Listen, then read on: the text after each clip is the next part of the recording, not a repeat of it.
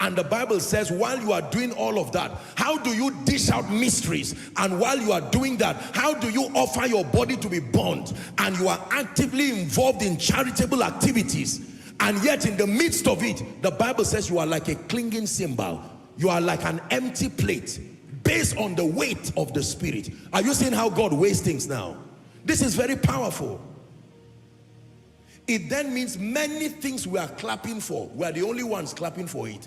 That clap ends on earth here, because by heaven's measurement, by heaven's assessment, there are only few people. No wonder he says the laborers are few. There are so many people, and heaven is still saying the laborers are few. Do you know why?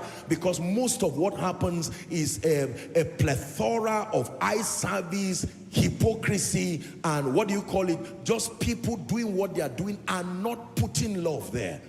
I like what the Bible says about love. Love never fails.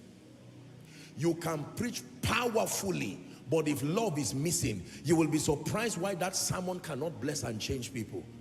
And you see, let me tell you, love is discernible. To love does not mean to be a clown. I hope you understand what I'm saying. Doesn't mean you'll be a clown and be foolish on stage all the time as a sign of love. No.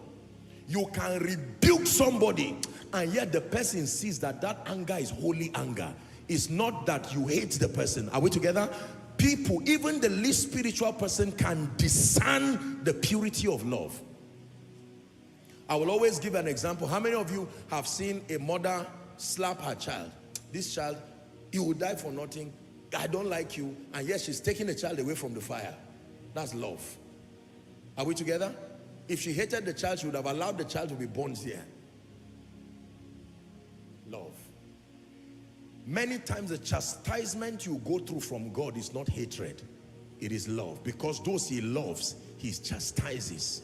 The prunings of the Spirit over you is not love. It's not hatred. And you must be careful so Satan does not misunderstand it and misinterpret it to you and say, does God really love you? With all these things you are going through. Bible says, count it all joy, my brethren, when you go through diverse temptations, knowing this, that the trying of your faith worketh patience. It says, and let patience have her full course, that you will become matured, entire, wanting nothing. So 2 parameters I've taught you. These are the 2 principal parameters that God uses to test the works of men.